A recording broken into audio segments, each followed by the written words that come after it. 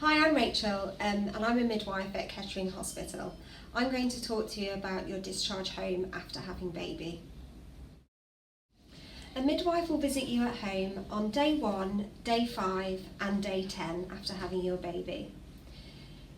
Usually in between these days, a community support worker can visit you as well if you need, and if you'd like a midwife to see you in between as well, they can do so. Just let your midwife know when they see you at home on day 1. So on day 1, a midwife will come and see you between the hours of 9 and 5. If by 4 o'clock a midwife has not been to see you, you will find a contact number on your discharge pack for Rowan Ward. If you contact the midwives on Rowan Ward, they will be able to find out where the midwife is and ensure that somebody comes to visit you at home.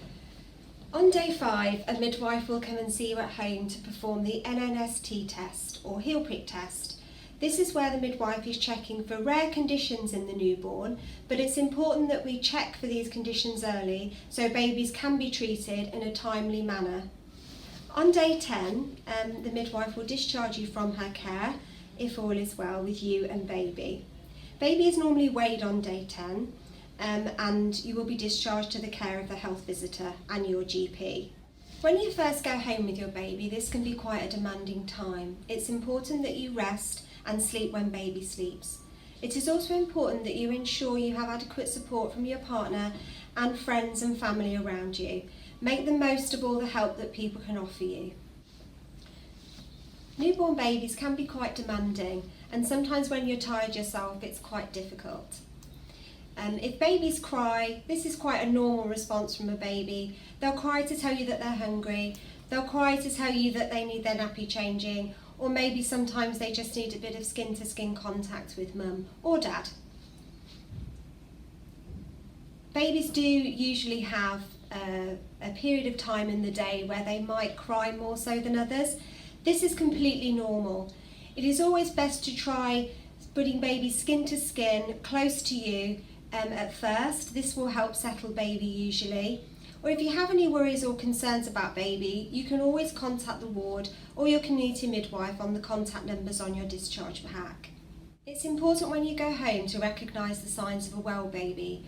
So baby is waking for feeds, appears warm and a good temperature, is a good colour and handles well. We call this a good tone. So baby is responding when you pick baby up or lay baby down. It is also important to ensure that baby feeds regularly. So baby wakes for feeds and is responsive.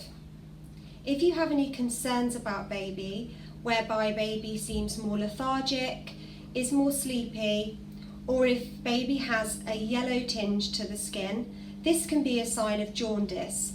This is a condition that is quite common in the newborn baby and usually peaks around day 3 after birth. If baby is not waking for feeds and appears unwell, it's important to ring the contact numbers on your discharge pack. Okay, it's important to talk about safe sleeping for baby. Now, usually we say for the first 6 months of baby's life, keep the baby in your bedroom with you. We don't advise you co-sleep with baby, meaning we don't advise you put baby into bed with yourselves. It's important to make sure that baby regulates a good temperature.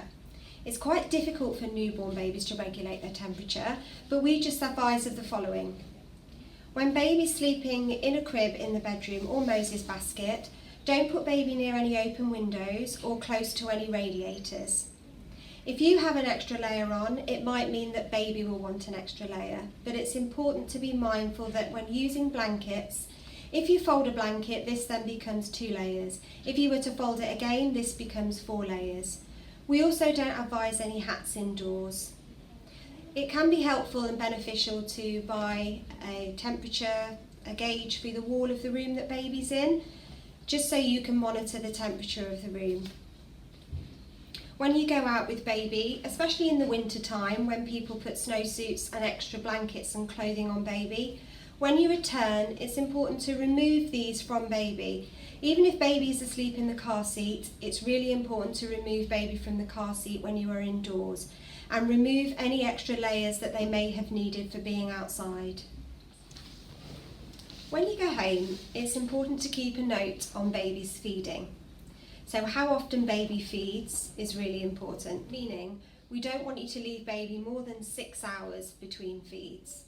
If a baby hasn't fed and it's getting towards 6 hours, it's important to wake the baby, take baby's clothes off, change the nappy, put baby skin to skin to try and get baby looking to feed. We recommend that you responsively feed baby, so when baby is wanting to feed, they will show you cues. We call them feeding cues, and these are when baby might put a fist in the mouth, be looking around for food, opening the mouth. These are all cues of wanting to feed. Babies will usually feed 8 times in 24 hours. If you have any concerns with feeding, or baby is not willing to feed and you are worried, you can contact Rowan Ward on the contact number on your discharge pack. It is important to monitor the output of your baby, this meaning wet and dirty nappies. The amount of wet and dirty nappies usually coincide with the days. So on day 1, after baby's born, you're expecting 1 of each. On day 2, the same.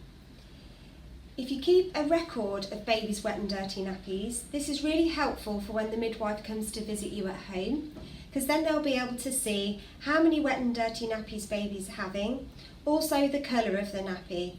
This usually changes. So usually it starts off being black, like tar, and then it changes to more of a greeny brown consistency, and then a yellowy consistency. Wet and dirty nappies are a really good indication that baby is feeding well, and this is how we can monitor this. It's important to create a safe environment for your baby. It is really important not to fall asleep with your baby when you are really tired. When you are on the chair or sofa holding your baby, or sometimes after feeding, and especially when you are tired, it can be quite easy to fall asleep holding baby. This is quite dangerous and we don't recommend this. If you are feeling tired, put baby into the crib, into a safe area, and rest. When baby rests, it's important that you rest as well. If anybody smokes in the household, it's really important that if they go out of the room for a cigarette, they wear an extra layer of clothing that they then can remove when they return into the house. We also recommend that an adequate amount of time is left before handling baby, and hand hygiene is really important. When you go home from hospital, there are some signs and symptoms to look out for postnatally. These are things such as postpartum hemorrhage, deep vein thrombosis, preeclampsia, and any other signs of infection. If you are concerned with excessive bleeding after having your baby, this can be signs of a postpartum hemorrhage. If your bleeding increases and you are concerned, call Delivery Suite. The contact number is on your discharge pack. You are at higher risk of a deep vein thrombosis following having a baby. The signs and symptoms of this are swelling and redness behind the knee, normally involved with pain as well. Again, if you have any concerns and have any symptoms, please call Delivery Suite on the contact number on your discharge pack. Preeclampsia can occur up to 6 weeks after having a baby. If you have any concerns or any symptoms of preeclampsia, this can be things such as a severe headache at the front of your head, flashing lights in front of your eyes, feeling dizzy and unwell. Call the contact number on your discharge pack if you have any of these symptoms. If you feel generally unwell with flu-like symptoms, or feel warm or shaky or not yourself, you can also call the contact number on your discharge pack. It is really important that you call to ensure that you are treated early if needed. After having a baby, you may notice some mood changes. This is quite normal, and often on day 3 after having a baby, this is known as the baby blues. If you are breastfeeding, sometimes on day 3 this can be more prevalent due to your milk coming in. If you feel a bit low for a couple of days, this is normal, but if this continues, please speak to your midwife, friends and family, or your GP, because it's important to seek support early to help you. The safest place for baby to sleep is in their cot. This is an information leaflet on safe sleeping that you will receive when you are discharged from hospital. If any family member smokes, drinks alcohol or takes medications, this can affect their level of consciousness and can cause overtiredness. This can also cause a risk of falling asleep with baby or rolling onto baby. It is not recommended that any of these things take place prior to taking care of baby. When you are discharged home from hospital, you will receive an information pack. This contains our contact details, including our phone numbers here at the hospital, should you have any concerns. The pack also contains information leaflets and information about how to register the birth of your baby. You will also receive a red book that contains all of baby's information. Prior to discharge, please speak to your midwife on the ward if you have any questions or concerns.